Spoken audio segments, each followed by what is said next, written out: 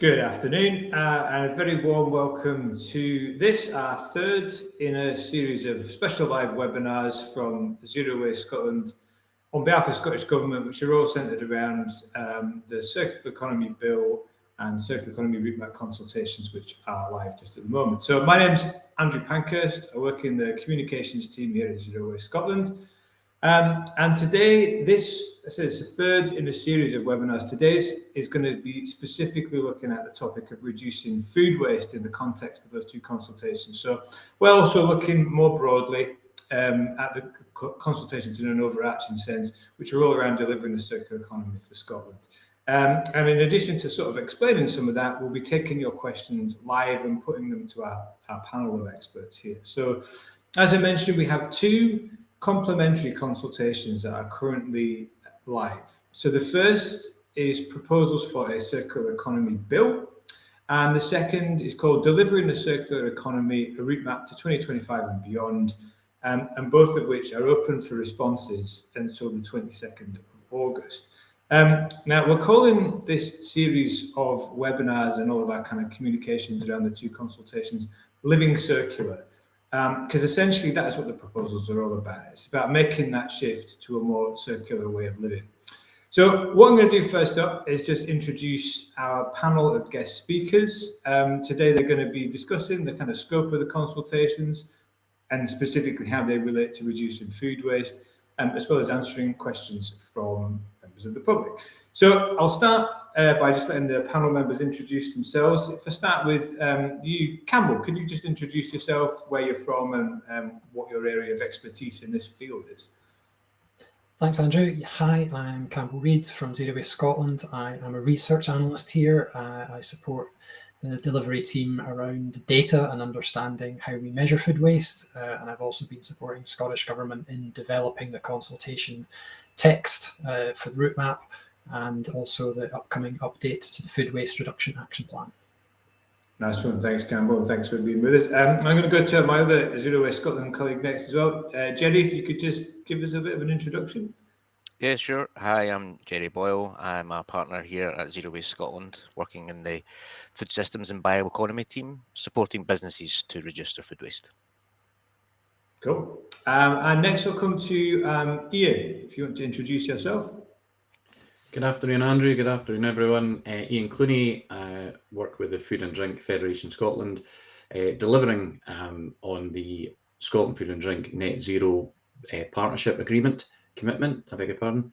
And prior to that, I worked at Zero Waste Scotland for 6 years, leading the food waste fight. So yeah, hopefully a bit of expertise, a bit of insight into this. Looking forward to it. Cool. Yeah, thanks for joining us. And Chris. Afternoon, everybody. I'm Chris Ross, the Operations Manager for the City Edinburgh Council. And today I've got my other hat on for Assist FM, which is the body that represents local authority, caterers, cleaners, and FM providers across Scotland. Okay, thanks very much for joining us, Chris. So the webinar this afternoon is live, but if you need to leave before the end, or you've just joined us and it's halfway through, you can catch up later because it's recorded, so it will be available online. In terms of asking questions, you can ask a question by using the chat element of whatever platform that you're watching this on. So for example, if you're watching this on Facebook, you could ask a question just by putting it in the comments. Similarly on YouTube as well, you would just put it in the YouTube comments, and all of these things kind of filter through to us. Also, if you're watching via Twitter, you would just use the hashtag Living Circular, or you can just email us at livingcircular@zerowastescotland.org.uk. So the format for today is basically in a moment we're going to look at it's actually a pre-recorded video from my colleague Jane Beasley. So the previous two webinars, she's kind of taken us through a kind of live presentation about the consultations and the scope of them. For the third one, she's going to be here today, so we're just going to look at a pre-recorded version of that, but it gives us a really good kind of overview about the two consultations that are live and what they cover. Following that, Campbell is going to take us through another presentation into package 2 in more detail, which is the one that has the most relevance to reducing food waste. And then following that, it's open for Q&A. So please do send in questions as they occur to you. So as you're watching the presentations, if you think of a question, stick it in the chat, because that means it's straight to the front of the queue. And we'll just go through those once we've had the presentations from those two people. So without further ado, we'll kick off with the first one, and this is a video from Jane Beasley, which is giving us a bit of an overview about these two consultations and what they're all about.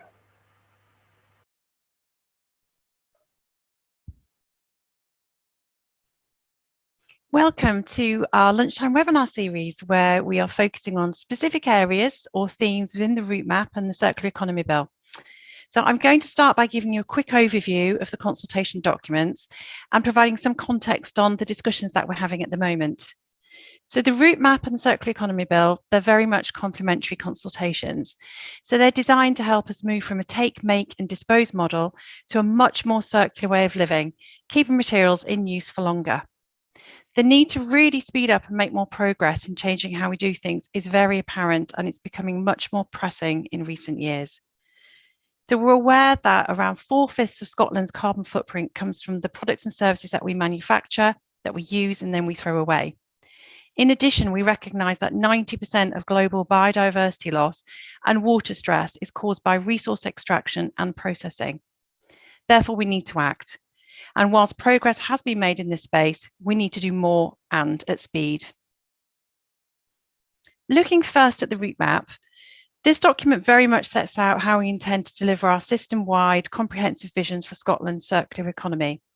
So it builds on achievements made and actions underway, with a real focus on existing waste and recycling targets up to 2025, and then looking beyond in terms of wider measures to develop much more circular systems and support our carbon ambitions. The route map really is a call to action, and we need to work with a wide range of stakeholders. So recognising that together is the only way that we can bring about the change required. So if you've had the chance already to look through the content, you will notice that a do, develop, investigate framework approach has been applied to the actions. So this recognises that not all of the policy measures are fully ready to be implemented in Scotland. Some do need further research or refining, and some need more work on their feasibility. Finally, the route map specifies legislative requirements to give us the powers to act. And this is indicated by a little cross next to specific interventions and measures, and that should show you the linkages with the Circular Economy Bill. So the route map is arranged into 7 distinct packages. So package 1, promote responsible consumption, production and reuse. That's really focused on upstream measures to look at how we can prevent that waste generation and maximise resource value through more sustained product choices. And it also ensures that we try and optimise the use of products and materials already in circulation. Package 2, reduce food waste. This is really aligned with the Food Waste Reduction Action Plan, and it addresses whole food systems. The idea is to reassess our attitudes towards food waste and enhance our circular bioeconomy, and actually give us better data so we can try and understand our progress better. Package 3, improve recycling from households. There is a really big focus on making recycling easier than disposal, and designing and delivering services that maximise recycling performance and help us achieve much more consistency at local level.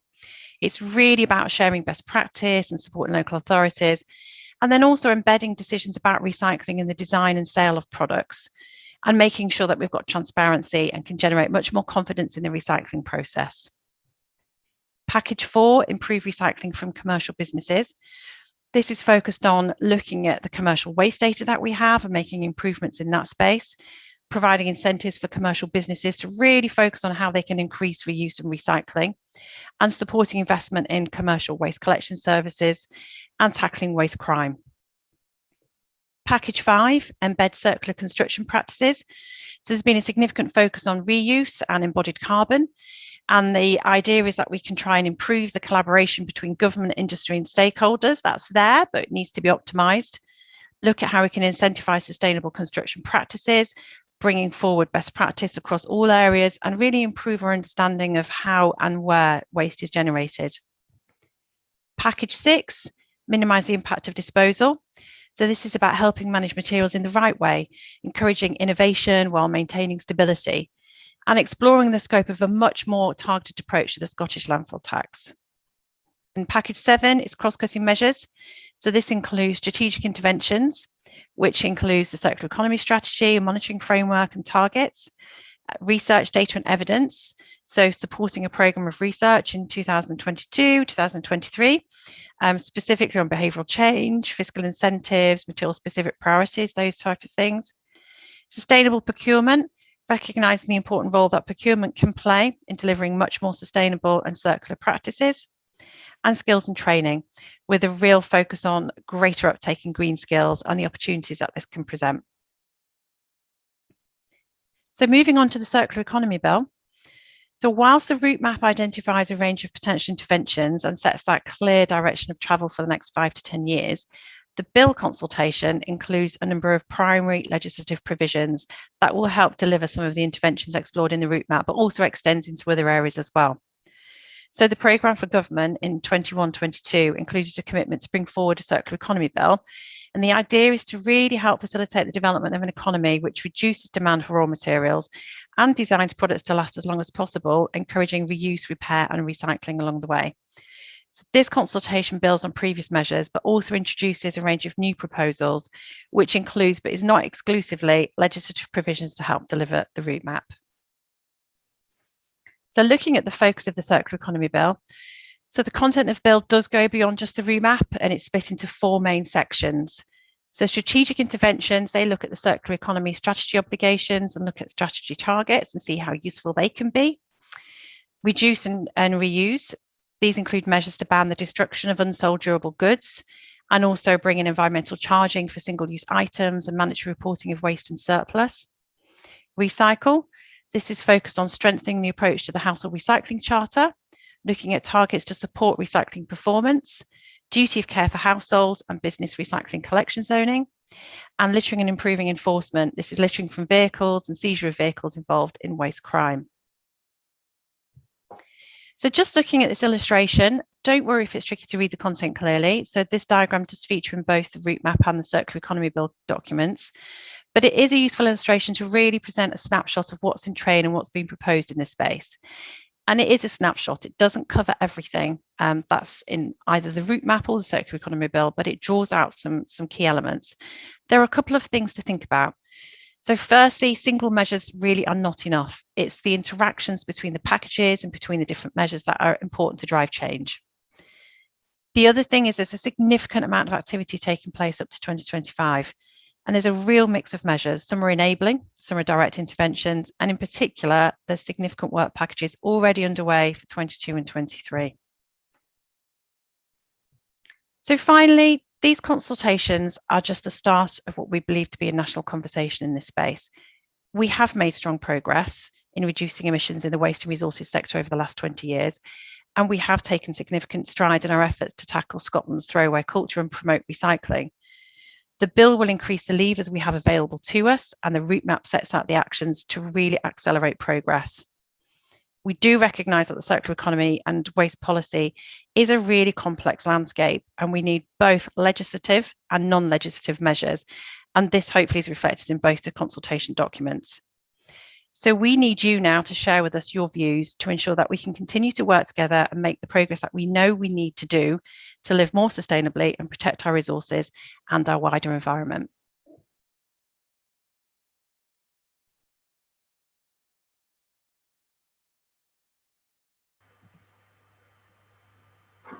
Okay, so that's us back on.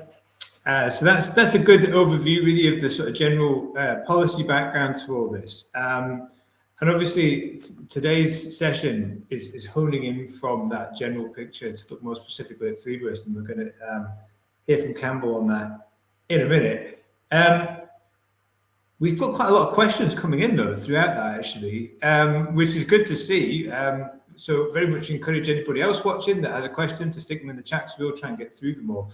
I might try and tackle like one or two just now before we go into Campbell's presentation. So one of the ones that's come in, one of the early ones to come in, was someone asking, what about black soldier fly and other worms. It says producing high protein feed and residues that are then pyrolyzed. So obviously, like, that's quite a specific thing. But Campbell, I'm coming to you. I know that this is a part of some of the work that we're doing here at Zero Waste Scotland. I've heard this sort of stuff about insect farming and that being referred to.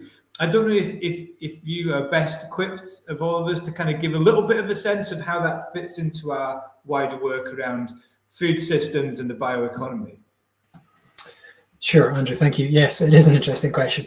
Unfortunately, we don't have William Clark here, who would be the best person to answer that question. And you can find him on LinkedIn, where he talks a lot about this kind of thing. But yeah, you're right. That's certainly one of the solutions to the circular bioeconomy, where we're very much interested in how we can maximize the value that is still in food waste to make sure that we are producing high quality products. And in that instance, it's about animal feed and alternative protein strategies that don't put pressure on other parts of the environment. So it's definitely one of the many things that we're looking at within a circular bioeconomy, and how we valorize the waste that we can't prevent in other ways. Thanks for that. Yeah, I think we may have a few people tuning in from overseas, just from what I can see in the way that the questions are coming in, which is fabulous to have, actually. Because someone else made a comment, it was like, what about using anaerobic digestion as a solution for wasted food? So, I mean, for anybody that is tuning in from overseas, obviously that is something that we do have quite a reasonable program of doing in terms of Scottish local authorities collecting household food waste. And then someone's just said hi from Kuwait. So yes, if you're watching in Kuwait, hi. I'm just explaining about our waste collection and regarding food waste. Like, our local authorities do collect household food waste and then send it for anaerobic digestion, which doesn't create energy and fertilizer and that kind of thing. So that is part of our solution. But of course, what we want to do over and above that is actually reduce the amount of food waste that's produced in the first place. So with that in mind, Campbell, would you be able to take us through your slides just to explain a little more about how these consultations focus in on food waste prevention? Absolutely, happy to do that. So I'll talk through, so what I'll talk through is, what's the specific food waste content within the route map consultation, and then we can hopefully take some questions on that later on. So as you may know, if you're in Scotland and the UK, if you're not, you might not be aware, but Scotland has a national target to reduce food waste, and that target is a 33% reduction per capita by 2025, and that's measured against a 2013 baseline. Now, in that 2013 baseline, we know that we wasted almost 1 million tonnes of food within Scotland. And as we rapidly approach 2025, we're not really seeing enough evidence that we've made a significant dent in that food waste. So we need to do more, and we need to do it faster if we want to achieve the target. So we really need everybody to value our food more, and we need to make it easier for everyone to make the right choices when it comes to food waste. So the route map consultation really sets out how we intend to achieve that, and I'll just broadly talk about the 5 main aims of that. So we need to address the whole food system, and this is because our relationship with food is complex, and our food system is also complex. So we need to understand that food system from farm to fork and the food environment before we can kind of make the changes that are required to develop a healthier and more sustainable food system. So this is going to require cross-policy working with other areas of Scottish government to take that systems approach to food and food waste. And an example of this would be through the Good Food Nation process, which will require Scottish ministers to develop a Good Food Nation plan. So that will focus specifically on food and access to food, but it will also look at ways of preventing food waste. So that's just one example of a kind of systems approach that we could take. We also need to reset our attitude to food waste. So we need to make that link between food waste and its environmental impacts clearer to everyone. But we also need to help people understand the economic impacts of food waste. You wouldn't stand at a checkout and immediately throw away every third or fourth bag of food. But by the end of a week, that's effectively what we've done with the food that we have wasted. And we might even also want to consider what we think is food waste and what edible and inedible foods might be. We would also quite like to enhance the circular bioeconomy because there will always be some level of food waste. And ideally that would just be from the inedible parts, from things that we can't eat. But that material, it still holds value and it has nutrients and compounds, and these can be put to better use to create high value products, and these can be more sustainable, or they may be able to displace similar materials that are made from fossil fuels. So developing these circular bioeconomy opportunities are going to help maximize our economic and environmental benefits. We also need to get better data to understand our progress towards the target. Unfortunately, food waste data isn't something that's easily or readily available, but so that makes it difficult to measure progress as a nation. But we also know that just the process of measuring food waste can help individuals and businesses prevent food waste in the first place, and just through focusing attention on the issue before even getting into identifying hotspots and the kind of interventions you could take in that space. And we also need to recover from COVID-19. It's had a significant impact on the way we produce, sell, purchase and consume food, not necessarily for the worse. So we need to understand that impact on food waste. And we also need to understand what it tells us about our food system so that we can recover in a way that helps us achieve everything we've just discussed and that benefits everybody. But before discussing what's in the consultation, it's kind of worth reflecting on what we've done so far. So in 2019, we published a food waste reduction action plan, and that set out key actions that we thought were required to achieve the national target. And some of the things that we have achieved so far through that process are the Food Waste Reduction Business Support Service. This has been running since 2016, and it's identified significant cost savings and additional revenue for businesses, and it's also prevented food waste and the associated carbon emissions. We've delivered a number of communication campaigns. For example, Food Gone Bad, that first ran in 2019 and ran again this year. We have supported FareShare with their scheme Surplus with Purpose. And that helps connect producers with organisations that can redistribute food that would otherwise have gone to waste and make sure it gets to people and can be eaten.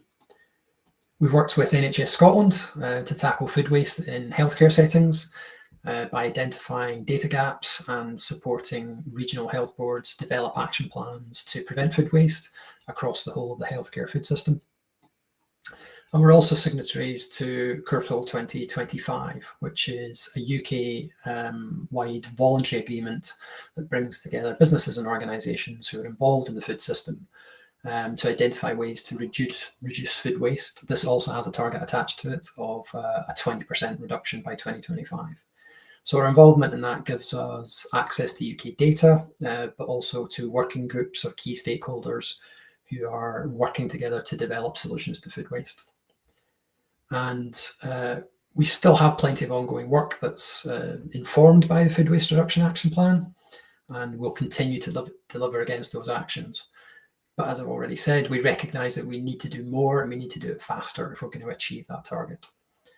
So on the back of delivering against those existing actions, we're also preparing an update to the Food Waste Reduction Action Plan, and we hope to publish that later this year. And that update is going to take into account what we've learned through the first 3 years of delivering against the original FRAP, but it's also going to reflect the comments and feedback that we receive through our engagement processes, and that's engaging with businesses, organisations, communities and individuals, and it will also include the feedback that we get through the consultation that we're discussing today.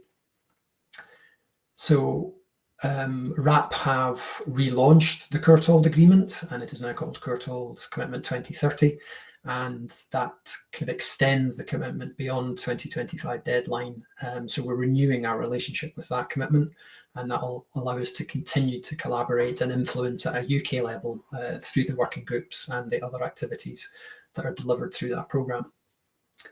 And we're also developing a joint public engagement strategy with Food Standards Scotland, and that's to help provide better advice on date labelling, as confusion over this can be a key driver of food waste.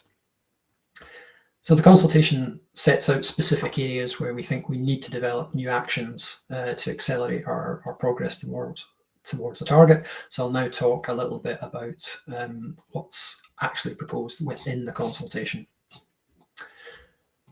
So one of the first things we want to look at is taking powers to introduce mandatory public reporting of food waste by food businesses. Now, at this stage, the Circular Economy Bill has a proposal in it on mandatory public reporting of all waste and surplus, and the intention is that food waste would be one of the first waste streams that would require mandatory reporting, and that would be delivered through a secondary legislation process. So at the moment, it's we're trying to investigate the feasibility of this. So we want to understand the opportunities, the challenges, the barriers that this could present, and how we can implement mandatory reporting in a way that works best for everyone. So the consultation really is a good opportunity for you to shape how that mandatory reporting could work. And on a similar line to that, we also want to investigate the feasibility of individual food waste action plans for businesses and organisations. Now, these could set out a plan for how to address food waste, and that would be complementary to the mandatory reporting, which would say how that process had gone. Again, this is at a very early stage, so it's another great opportunity to shape the proposal. But as an example, the Good Food Nation Bill requires Scottish ministers to develop a national plan, and then there'll be a process of developing sector plans by local authorities and public bodies. And food waste reduction will be included within those plans and actions to reduce food waste. So perhaps we could look at, is there an equivalent mechanism for businesses, or does that look different for businesses? What does that look like? So we really want you to use this consultation as your opportunity to let us know what that could look like. And while we know a lot about the causes of food waste and types of food waste, we don't really know enough about how these combine with the food environment and individual circumstances to influence behaviours that result in food waste. So we're developing a strategy that will pull all this together. It will identify gaps where we need to build our evidence base further, and it will also then inform all the future actions we do to try and help households reduce their food waste. Because we know people want to reduce their food waste, but we need to make it as easy as possible to turn that intention into tangible action that results in reduced food waste. But we're also interested in how we can work with partners and other key stakeholders to amplify messaging and those actions, and to help roll out potential interventions to a much wider audience. And whilst working with business on that side of things, we also want to understand what kind of support the businesses and organisations need to help reduce food waste within their operations. So whether that's best practice guidance, tools, educational materials, advice, whatever that happens to look like, you need to let us know what you need. And we also want to understand the kind of incentives we might need to prioritise research into the development and adoption of circular bioeconomy technologies and infrastructure, as those will be key to enhancing the circular bioeconomy. So please do tell us what this could look like and what you think you need to engage with reducing food waste within your own operations. We'll also continue to support food redistribution, as that's the best outcome for food waste and surplus if we can't prevent it in the first place. And then we know that system shocks like COVID-19 and the cost of living crisis have made this an even more urgent area to understand and establish best practice in. So it's another area where it highlights the kind of systemic approach that we need to take, because access to food touches on all kinds of other areas like social justice, food security, health, amongst other things. So again, what does this look like going forward? How do we make this sustainable and dignified? and ensure the best outcomes for the food waste and the surplus, but also for the individuals involved. So the consultation is really an opportunity for you to let us know what you think about how we can develop and deliver these actions. And that is based on your expertise and your experience in your particular area. You know best about those challenges that you're currently facing, and you also potentially have good ideas on what the opportunities are, whether that's for businesses, whole sectors, communities, or households. So if you want to access the consultations themselves, you can do that through our website, livingcircular.scot, and this pulls together all our resources on the circular economy and will take you directly through to the consultation website, where you can review the consultation materials and then review the consultation questions and answer them yourself. You don't have to answer each individual question. You can focus in particularly on areas that you're most interested in. You can save your answers and come back to them if you want. So it's very easy, it's very accessible. Don't be overwhelmed by the size of the documents. You can really focus in on what's important to you. But also on this website, you'll also find lots of other information about how you can engage with the topic of circularity and the circular economy in general. And that can hopefully also help inform your responses to the consultation. So thank you very much for listening to that presentation. And yeah, over to questions from you.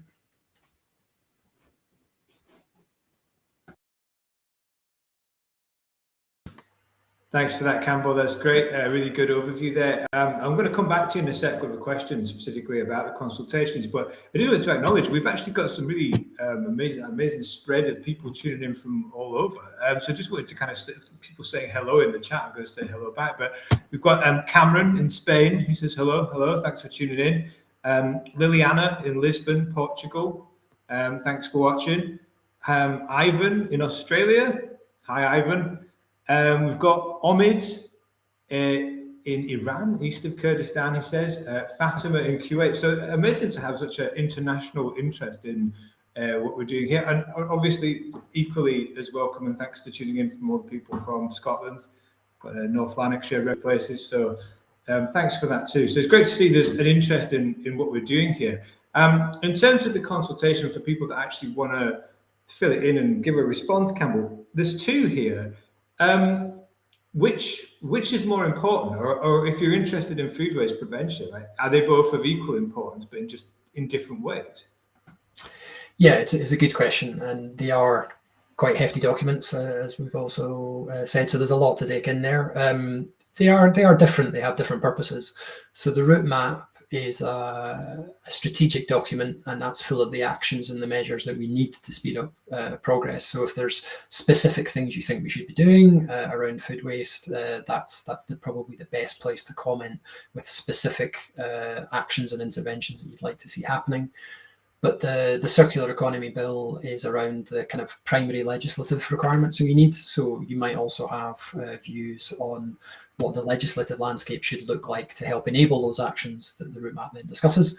So you might also want to address particular things within that document as well. So it's worth looking at both. But as I say, it kind of depends on where your expertise or experience or specialism lies. Again, like I said, you don't have to complete all the responses to both consultations. You can pick and choose what you're looking at. It's just important that you get those views over to us, and I think I would say that they're both equally important in their own way. Okay, great, thanks, Campbell. I was going to come to Ian next, actually. So, Ian, in Campbell's presentation there, one of the measures that he talked about was mandatory reporting.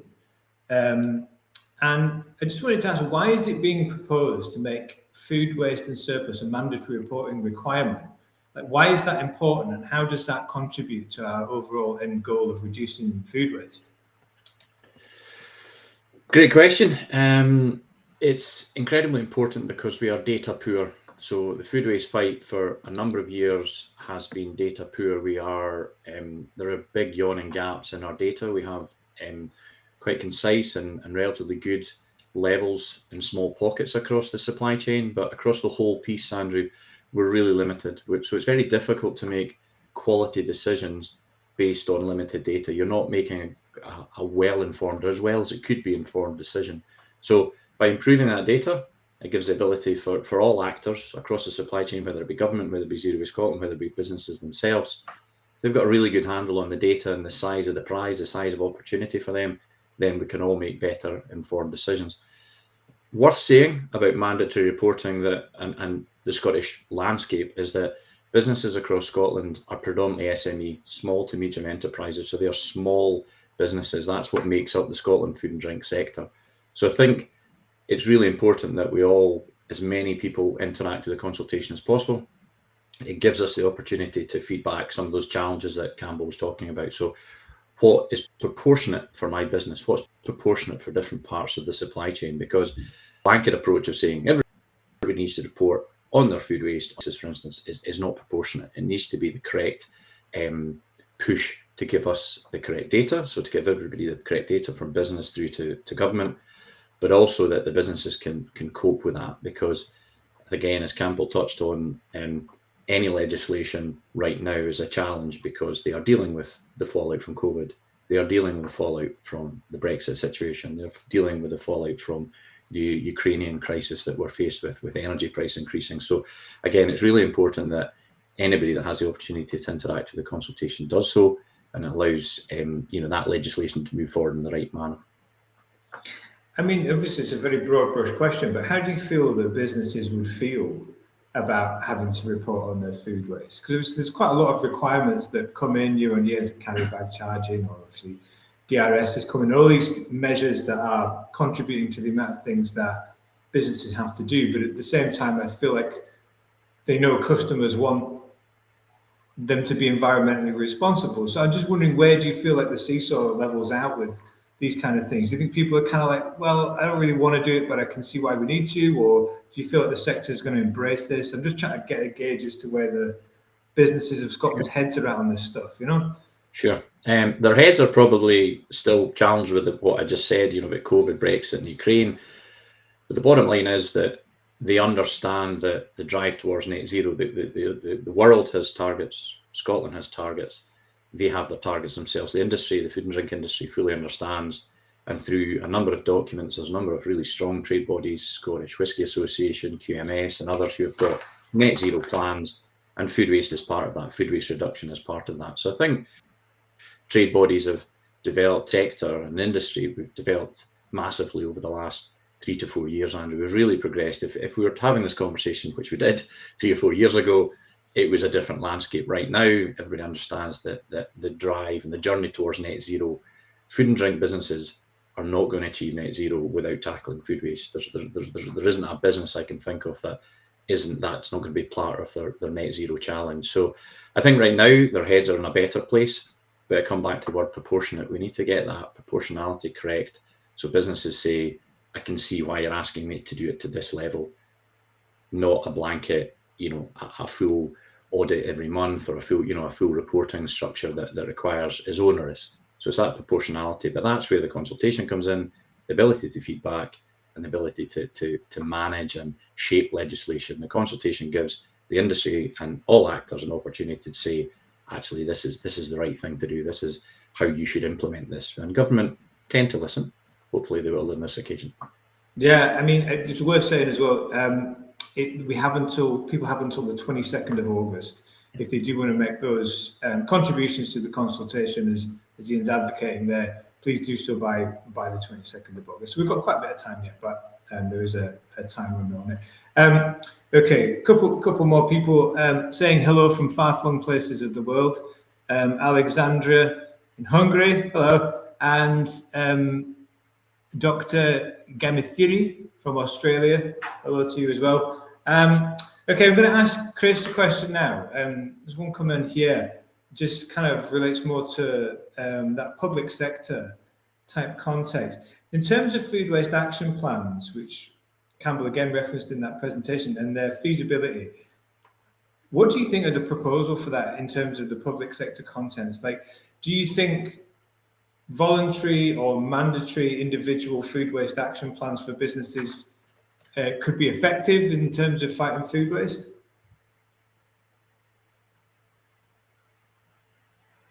Oh, I think you might be on mute, Chris.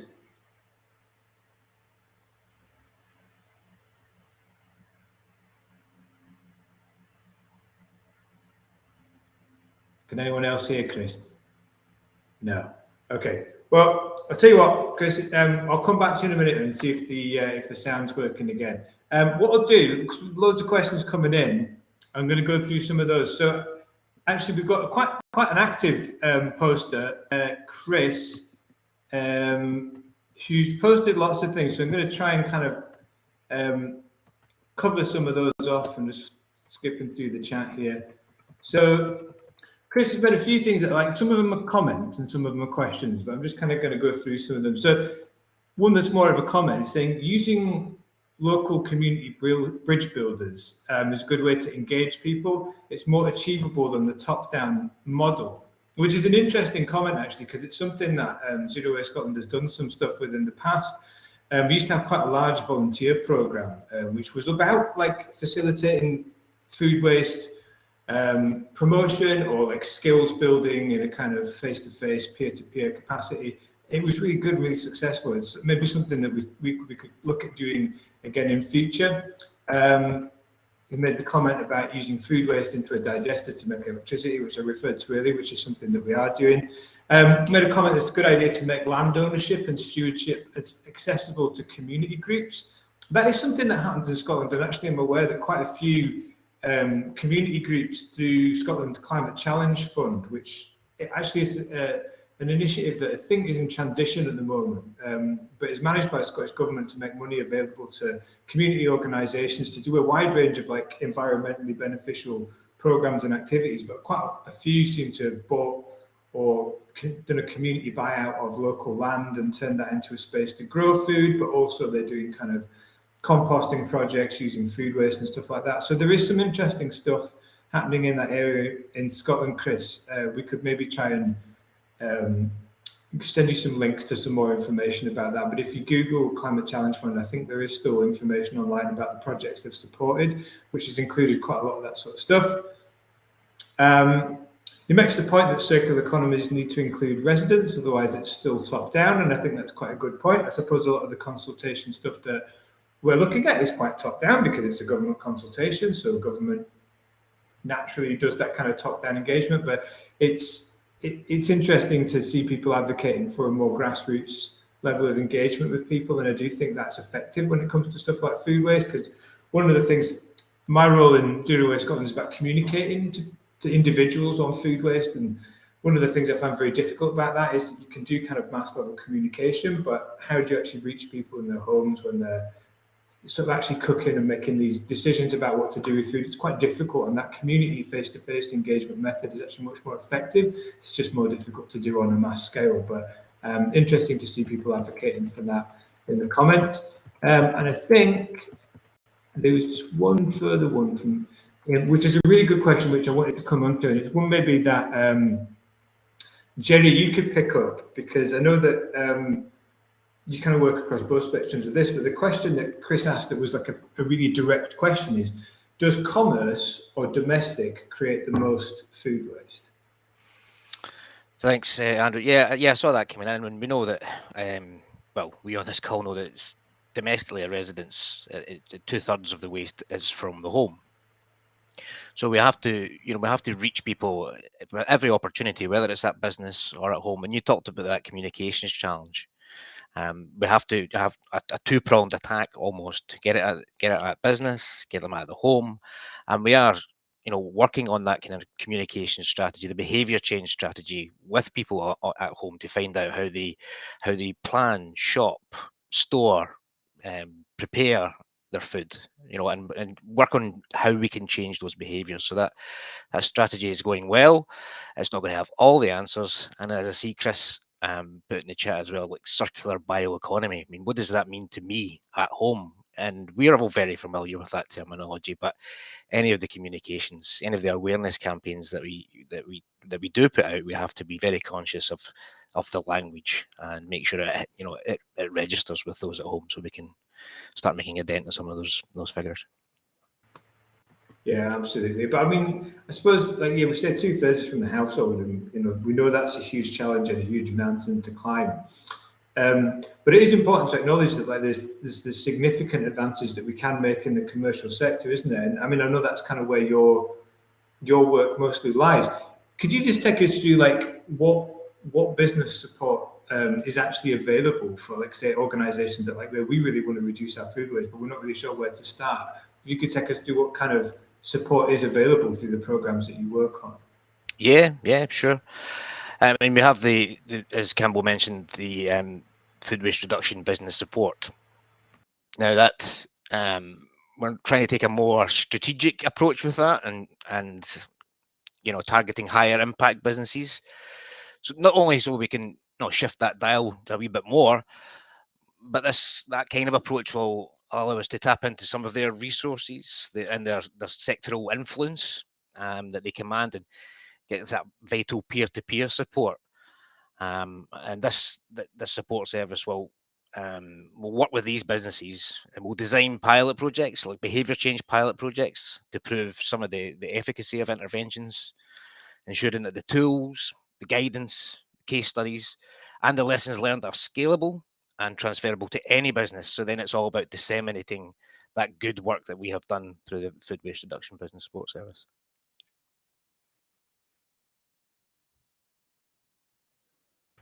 So try to get myself off mute there. That's great. Thanks very much for that, Jerry. I'm going to take some more questions from the chat here. So one of the ones I wanted to ask was was on mandatory food waste reporting. So someone has asked, what measures would be taken to ensure the opposite action is not taken as a result? For example, it might mean losing industry goodwill towards organic reduction of food waste through more sustainable and socially beneficial measures such as redistribution, as they may instead engage with anaerobic digestion or animal feed.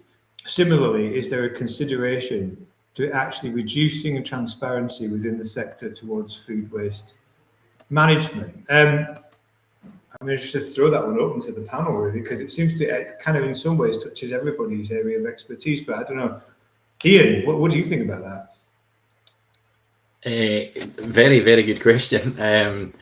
It's kind of what I touched on a minute ago, was that it's that proportionality. It's trying to make sure that you don't have unintended consequences. So if you go out and ask everybody to measure in the same manner, on the same scale, on the same dates, using a specific approach, that might not be proportionate for certain businesses, and it may push them into acting in a different way through an unintended consequence. So the questioner, beg your pardon, is absolutely right in respect that it may then push them into just ticking a box, and that's what we've got to guard against. We're looking to try and change behaviour and leave a legacy so that we fix food waste.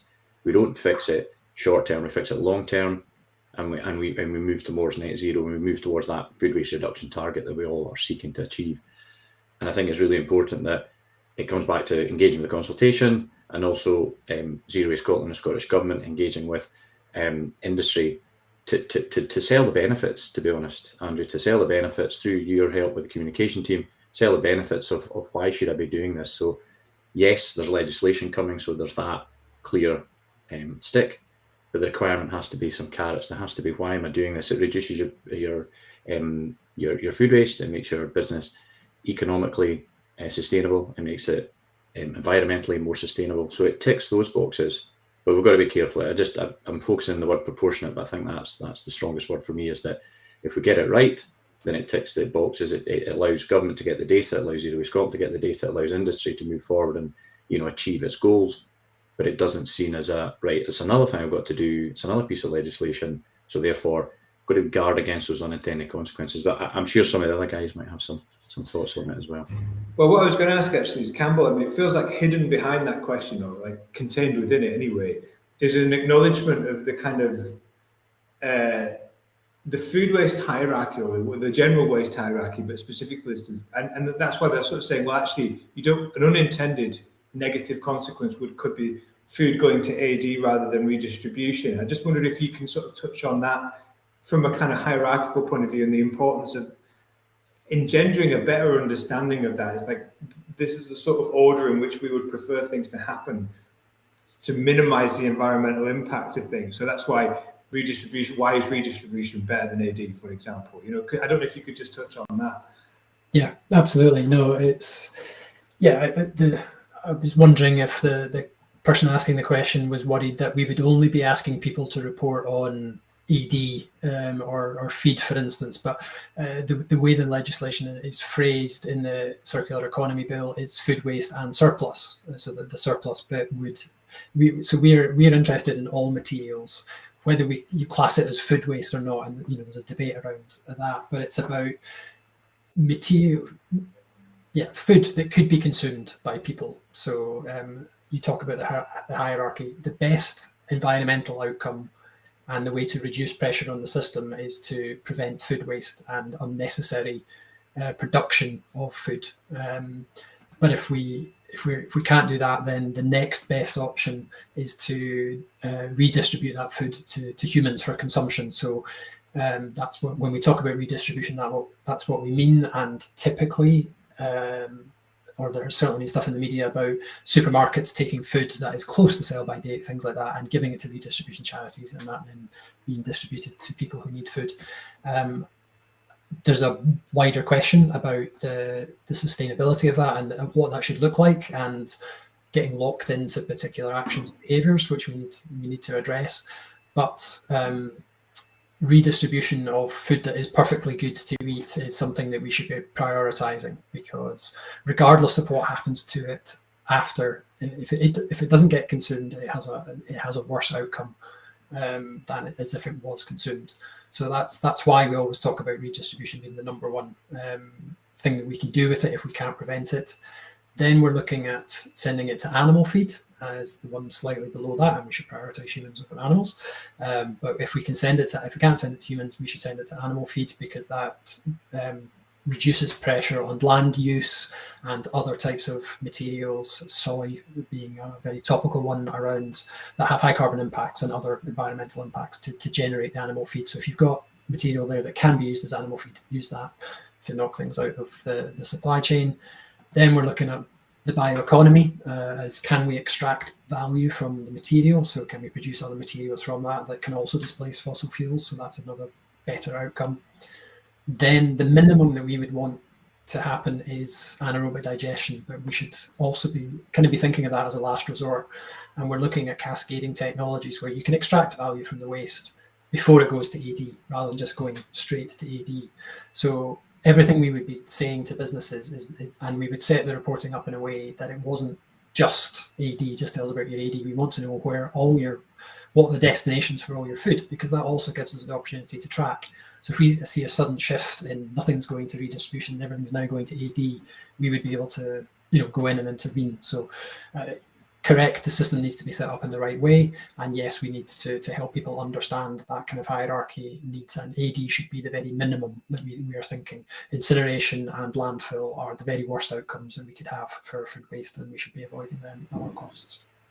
Cool. I mean, that just quickly, someone's commented, the Herald newspaper says we still export 3 tonnes a minute abroad of Scotland's waste. I don't know if we'll be able to fact check that on the fly, but regardless of that, I think that even if that statistic is true, I don't imagine that food waste would make up much of that figure, would it? I mean, mostly it's dealt with domestically. I wouldn't imagine food waste would be, no. Okay, another question which I think is quite a good one, which I'm going to go to next is, and I was going to ask this of you, Jerry, because I know that the work that you and your team do in Zero Waste Scotland involves working with like a whole range of people across the sector. That includes people, manufacturers, food, and food retailers as well. The question was, what impact do you think food packaging can have on reducing food waste in the home? Yeah, that's a good question. Very, very topical.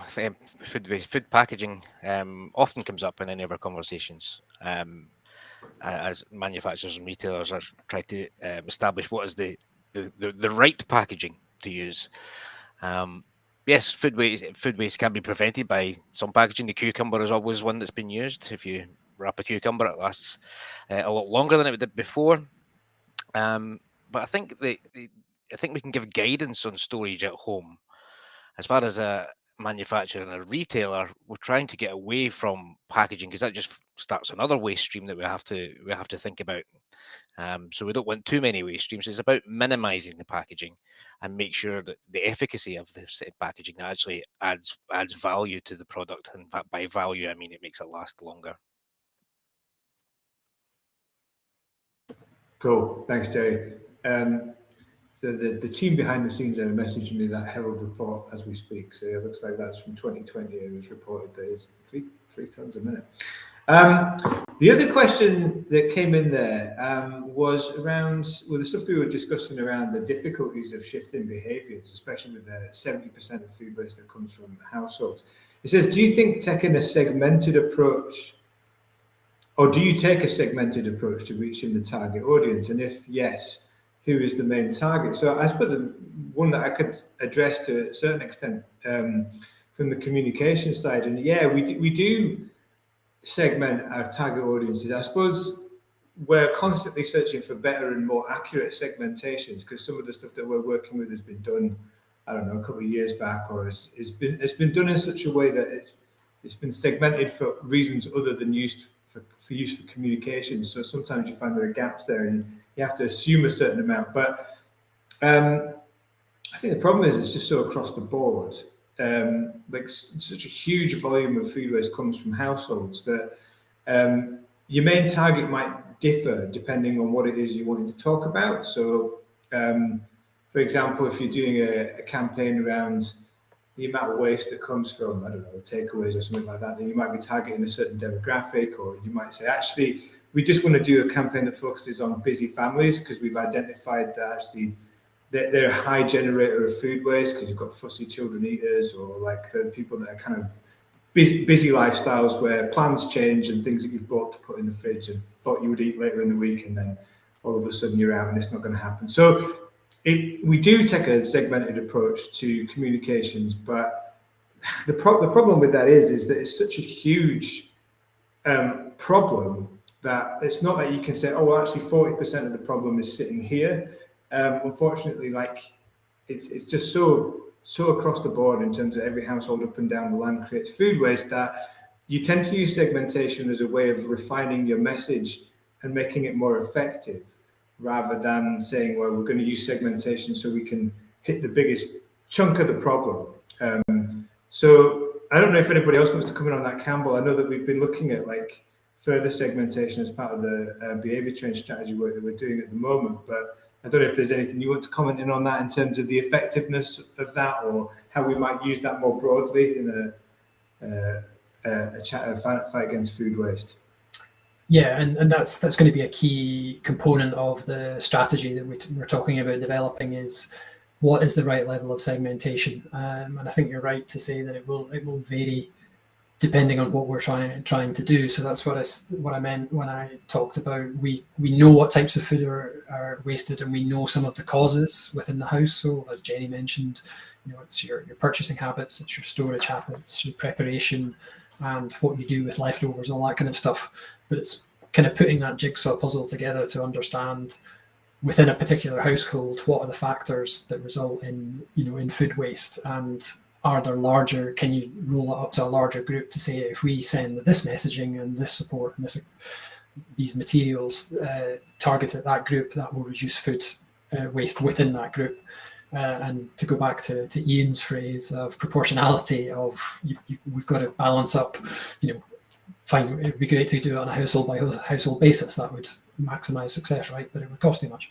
So yeah, it's definitely something we need to look at and continue to develop our approach to. Cool, thanks, Campbell. We're pretty much out of time. We're just going to try and acknowledge some of the other questions or comments that people have made. Stuart McKenzie says, yeah, we should learn lessons regarding food waste from South Korea. Apparently they recycle 95% of food waste. Did not know that. So it'd be interesting to see how they get to that figure, because I think that's one of the challenges we have with recycling food waste, is actually convincing householders to use their food waste collection services, which sometimes, people don't want to do for various reasons. So something to learn from there. Although, as I said, priority is always on food waste reduction, but recycling is still important. We're always going to have tea bags and banana skins and eggshells and things we don't eat. And yeah, a couple of other comments just coming in, talking about the importance of education and legislation and a few others there. So it's actually been a challenge to get through all the questions that we've had in, which is amazing. That's a nice problem to have. Hopefully we've gone through most of them, but if there are any that we've not covered, we will definitely respond to them in the chat afterwards. So if we didn't get a chance to answer your question or come back to you on your comment, we will do that after the session's over anyway, in written form. So that is the end of everything we've got time for. So I'd just like to say a few closing words here. So thanks very much to all of our panelists for being involved today. Thanks to everybody that's tuned in and asked a question as well. We have one more of these webinars happening on the 4th of August. It's at 1 p.m. and it's focusing on minimizing the impact of waste disposal. So if you've enjoyed this session today and you're interested in finding out more about that element of it, please do tune in. That's the next, actually 2 further ones that we have. And if you had any questions that you didn't ask during the session but they occur to you later, again, you can just email us at livingcircular@zerowastetScotland.org.uk and we will come back to you. So that all that remains to say from there is thanks very much for everybody for taking part. Thanks for tuning in. Thanks for asking questions. And yeah, please do go and look further at the information regarding the consultations and yeah, fill in a response. Thanks very much.